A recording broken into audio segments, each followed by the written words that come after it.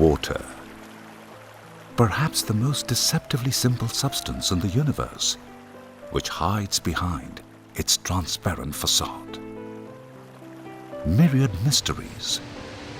Mysteries that have baffled and at the same time fascinated mankind from time immemorial.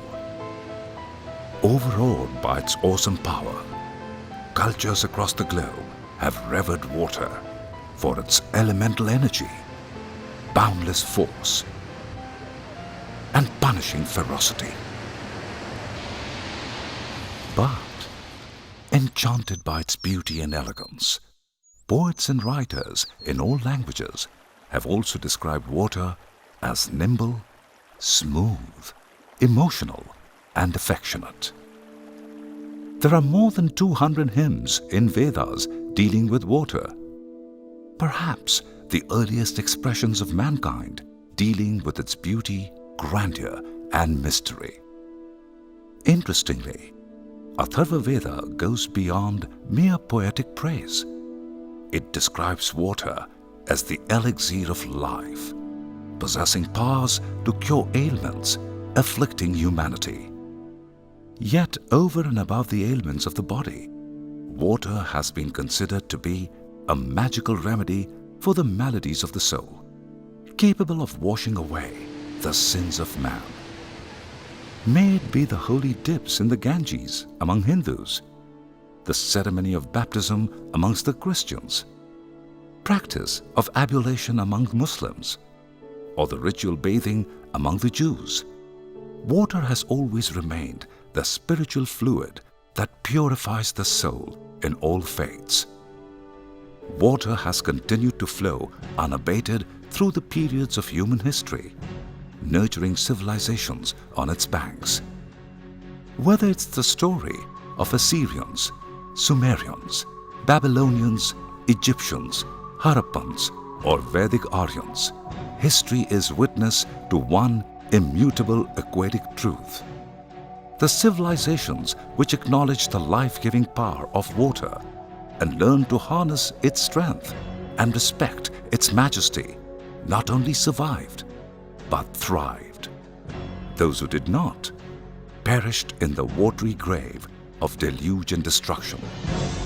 For more than 5,000 years, the amazing structures of Mohenjo-daro and Dholavira have provided eloquent testimony of this truth.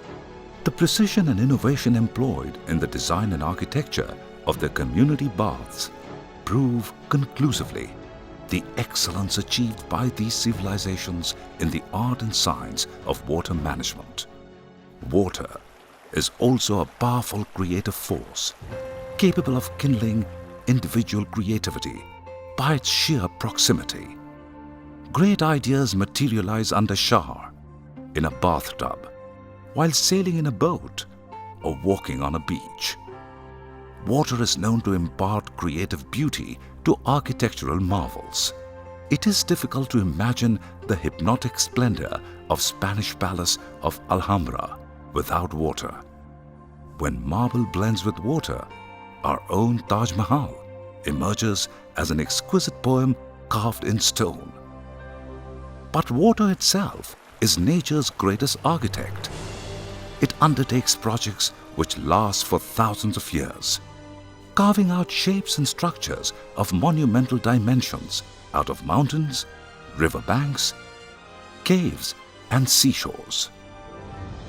Despite awe-inspiring nature of water, which has dazzled and frightened man, discourse of water has not remained restricted to woolly-headed mysticism or romantic imagery.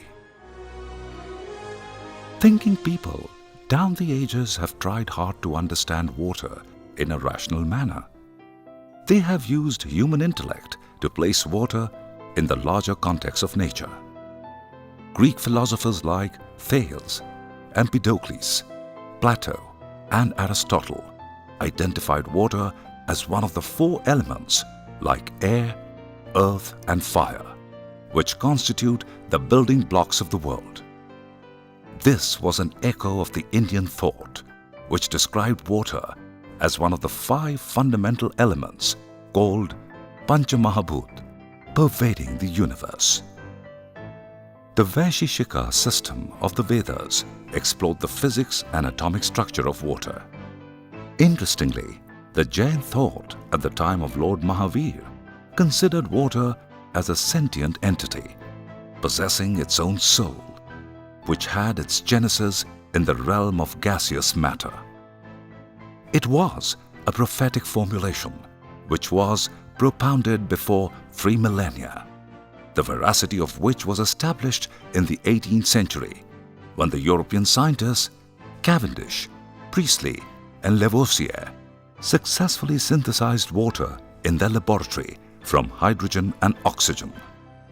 To many, this was the dawn of a new era of scientific enlightenment, which dispelled the mystery and magic surrounding water for ages.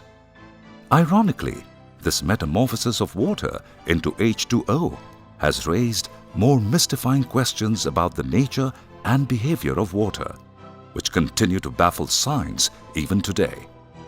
For example, why is it that water behaves differently from all other liquids on the face of this earth? When it is cooled, its density goes up like all other liquids, but inexplicably, at 4 degrees centigrade, it begins to expand and its density declines. Thus, when the ice is formed at 0 degrees, it floats over water.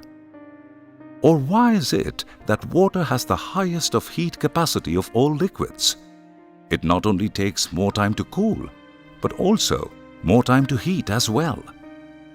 Or why is it that water is the universal solvent capable of dissolving almost all substances available?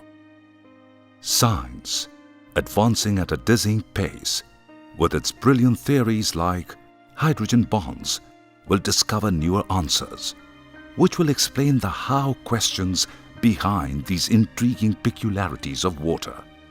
But the why questions will still remain shrouded in the eternal enigma that is water. We can only ask, if it were not for these unique peculiarities of water, would the Industrial Revolution have taken place? Would it be possible for modern industries to function? Can Earth remain clean without impurities dissolving and being carried away? Can temperature equilibrium be maintained? Can seasons change like clockwork? Can oceans maintain their cosmic rhythm? Would life, as we know it, survive on Earth? But then, are these mysterious peculiarities of water just an accident of physics? Or do they represent a profound design reflecting feeling and compassion of a sentient entity? A Japanese aquologist called Dr. Masaru Emoto proceeded to find the answer. He took a batch of water sample and subjected it to verbal messages full of love and affection. He froze the water sample and found beautiful and symmetrical crystals. Another batch of water sample he subjected to a message of hate and discord. Crystals of this sample turned out to be ugly and shapeless, as if shattered by hateful emotions. Are Dr. Emoto's water crystals telling us something? Can we learn to dissolve the impurities of ego, selfishness and greed into this wonderful solvent of a universal love and compassion? Chances are we will find beautiful and harmonious crystals in the form of a happy and plentiful Mother Earth.